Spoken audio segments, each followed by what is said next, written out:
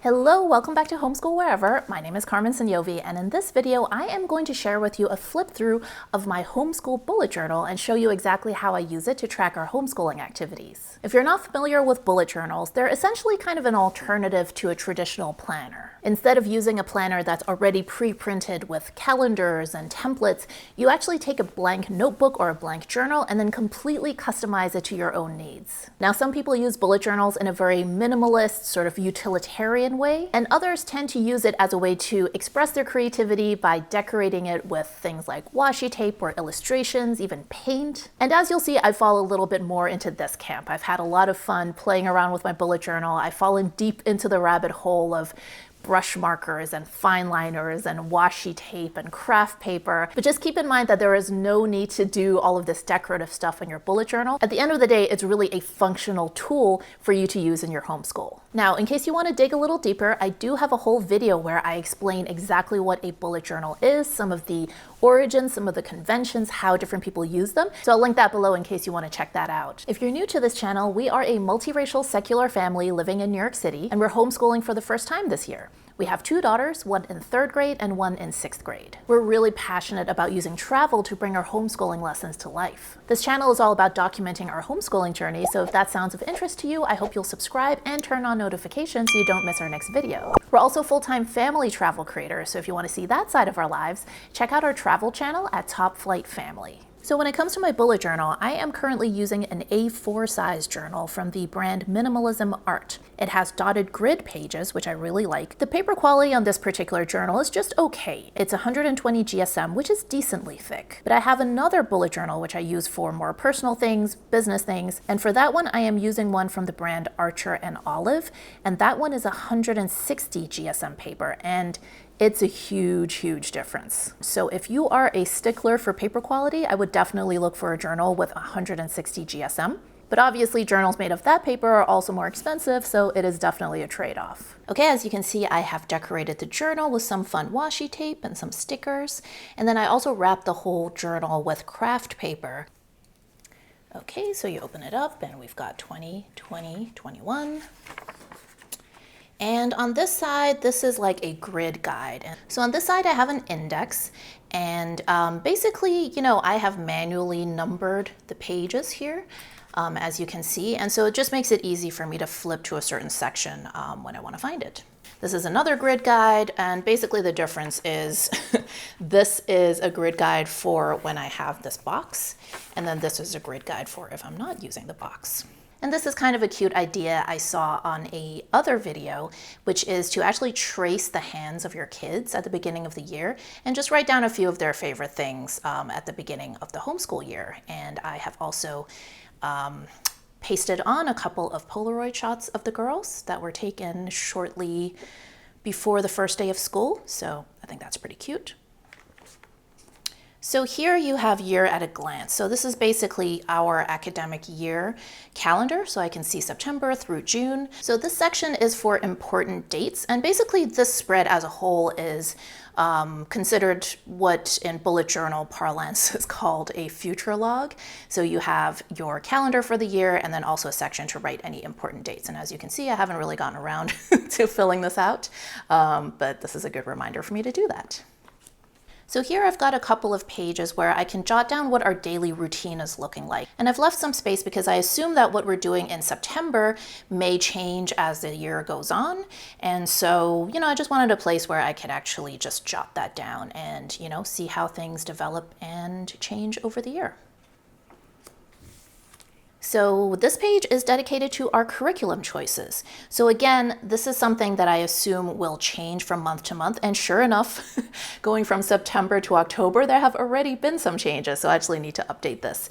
But again, this is just a place where I can jot down what curriculum we are using, make any notes on changes that we've made, like curriculum that we've dropped, new curriculum that we've added in. So that's for tracking that. And then the next few pages are basically 1 page per curriculum. I basically jot down the outline or the contents of the curriculum so I can track how much of it we've done. So as you can see, this is Beast Academy. We are more or less halfway through the first book. This page is for DART, which is one of the language arts curriculum that we have been using. As you can see, we haven't gotten very far, and that is one of the reasons that I think we are probably going to be letting this one go. Here we have partnership writing, and this is also sort of the other side of the same language arts curriculum that we're using, and this is really more focused on getting kids to write. Okay, over here we have Oh Freedom, which is the US history curriculum that we are using. As you can see, again, we haven't really gotten very far. I ended up not starting this in September because we had a trip to Mexico planned and we were going to visit Chichen Itza. So instead of starting this US history curriculum, instead I did a unit about the Mayan civilization. So that would tie in nicely with our trip. Great artists. This is one of the sort of supplemental materials that we are using, and it's essentially an art history book. This is Great Composers, and it is basically the music history version of the previous book that I mentioned. As you can see, we haven't really started on this one yet. Hopefully we will make a little bit of a start this month. This page we are tracking Philosophy for Kids, which is a book that I picked up, also kind of part of what I consider our supplemental materials. And then this is to track geography. We are using a workbook that I found for this. This actually has been met with mixed results, but I'll talk about that more in an upcoming update. But I think we're probably gonna kind of hit pause on this one. So then this page is to track all of the unit studies that we are doing. So every month I am able to write down which unit studies we did. So September we did a mini unit on the Mayans, and then we did our main unit on the disco era. And then October, which is where we are now, we are doing a unit study all about Jacques Cousteau. Okay, so these two pages, we are tracking our read alouds. So far we have finished 3 books. Actually, I need to check this off because we just finished it yesterday. So yeah, this is just basically a place where I can track which books we've read aloud as a group. And then this spread is individual reading logs for both of my daughters. So this one is for Sean, who is in 6th grade, and this one is for Ella, who is in 3rd grade. So as you'll see, I kind of started off trying to figure out the reading level of the books that they were reading. And after a while, I kind of abandoned that because I realized, you know what, the main thing is that they are reading at all. As I have mentioned, my girls still haven't quite developed that full love of reading that I would love to see. So we're kind of working on that first. And as long as they're reading steadily and, you know, regularly, I am happy. So I'm not going to stress too much about their reading levels. So this is my personal reading log. So when we do quiet reading in the mornings, I am also reading in my own book. So this is a place where I can track what books I have gotten through this year. And then this page I haven't used yet, but I got the idea from another homeschool bullet journal I saw, which is just to write down useful school supplies. And I guess the idea is more to write down what was useful and what got used a lot so that you can make sure to repurchase next year or when it runs out. So I haven't quite figured out what I'm going to do with this, but it's there in case I need it. And so here I am tracking movies that we are watching. We are definitely kind of a very video-friendly family, screens-friendly family. And so we do incorporate a lot of video into our homeschool. So we have here both movies for fun and movies for school. So as you can see, we haven't done any movies for school yet, technically, although we have watched a lot of videos, just not a lot of movies specifically. And then movies for fun, this is basically just the movies that we watch together on family movie nights. Life skills. This is also an idea that I got from a different homeschool bullet journal video I saw. And I guess the idea is to kind of write down skills that you see your kids picking up as the year goes on. And so far this is empty, but I do actually have an exciting one to add to this, which is that the other day we were in Target and my girls actually did all of the scanning themselves for the self-checkout. So I think that's definitely a useful life skill, and I will be noting it down here. This page is all about quotes, and essentially when I come across quotes that I like, usually about homeschooling or learning or education, I'll just jot them down here. And this spread is all about field trips. So here we have field trips that we've already done. And then on this side, we have field trip ideas. So as you can see, this is still blank. I haven't really made a lot of use of this yet. However, I probably will, and I should. So this page is all about the trips that we've actually done. So trips as in real trips where we travel somewhere, not just field trips. And so in September, we went to Cancun and also did a tour of Chichen Itza. And since we're cautiously getting back into traveling, I'm sure that this page is going to fill up as the year goes on.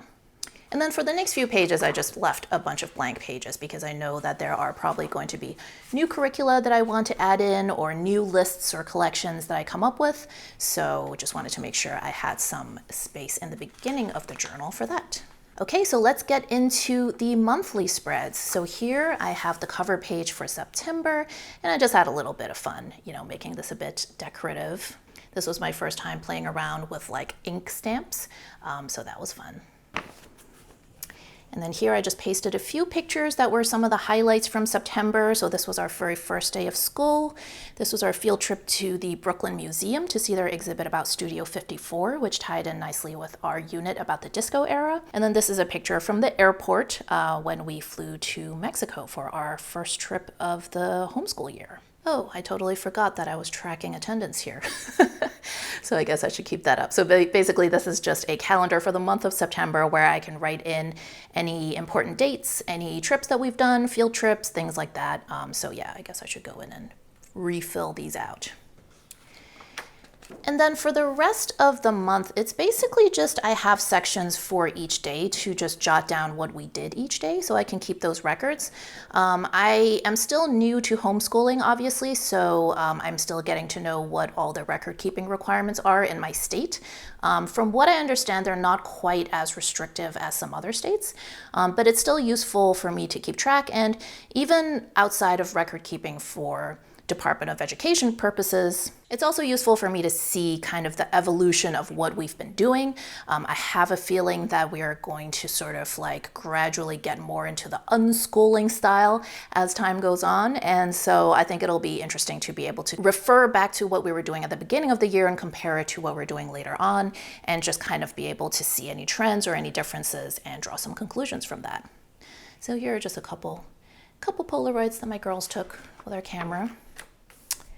And so as you can see, for the first few weeks, I just did a straight like Monday, Tuesday, Wednesday, Thursday, Friday spread. This week was the week that we were in Mexico. And so I had a feeling we were not going to do a whole lot of school during that trip.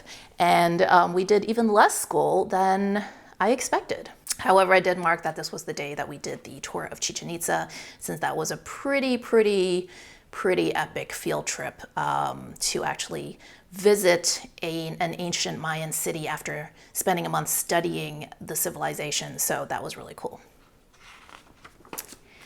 And then as you'll see here, I kind of started to change into a little bit of a different format where I had larger sections for Monday, Wednesday, Friday, and then smaller sections for Tuesday, Thursday. And the reason is that my husband actually takes Tuesday, Thursdays, and then I do Monday, Wednesday, Fridays. So because I run my business full time, I try to actually do about 80 to 90% of our homeschool 3 days of the week instead of all 5 days. So all of the math, the language arts, the history, the unit studies, we do all of that on Monday, Wednesday, Friday, in addition to, of course, all of our sort of morning routine things like quiet reading, read alouds, mindfulness, all of that stuff. So Tuesdays and Thursdays, my husband Serge handles, and the main goal on those days is to handle science. And then in addition to that, they also do a little bit of handwriting and a little bit of science. And the idea is also that he is going to handle sort of the physical education part, since he is a martial arts instructor by trade. He's a lot better at that stuff than I am, but we haven't really gotten into a good routine with that side of things yet. So that is why these sections are a little smaller, because these days are much shorter than the Monday, Wednesday, Friday dates. So this is just a fun spread that has some photos from our trip to Mexico. We stayed at the Grand at Moon Palace, Cancun. We worked with that resort and really had a great time. It's a great family-friendly luxury resort. So if you're ever looking for a place to go with your family, highly recommended. So I just thought it was fun to have some snapshots. So these I actually printed out on regular printer paper on just a color printer. And so, you know, the picture quality is not that great, but I was going for really a casual scrapbooky feel. So I think it works for this purpose. So I'll just show you a little bit of October since the month isn't done yet, but this is just a new cover page that I made, and I kind of had fun with this craft paper look and a little bit of like white jelly pen over it. So yeah, I was kind of going with this theme. And then this is the monthly spread. So again, this is the calendar for the month where we're going to mark down some important dates. I have forgotten to do this, as you can tell, but I will go and fill this out. And then these are some of the important dates. So for example, any trips that we're doing, any field trips, things like that, I will make sure to put in here. And then the rest of the month looks kind of similar to what it was before. Again, we've got sections for Monday, Wednesday, Friday, so I can jot down what we did each day, and then smaller sections for Tuesday, Thursday. So the great thing about bullet journals is that it is completely customized to what you need. And so this is a setup that has worked well for our family, but your family's needs are probably going to be a little bit different from ours. So I hope this will give you some ideas for useful types of pages or spreads to add to your bullet journal, but keep in mind that you should definitely be customizing this so that it works for what you need. Okay, if you want to learn more about bullet journals, check out that video right there. If you haven't already, be sure to subscribe and turn on notifications. Also, be sure to follow us on Instagram and TikTok at Homeschool Wherever. Thanks for watching. I'll see you in the next video.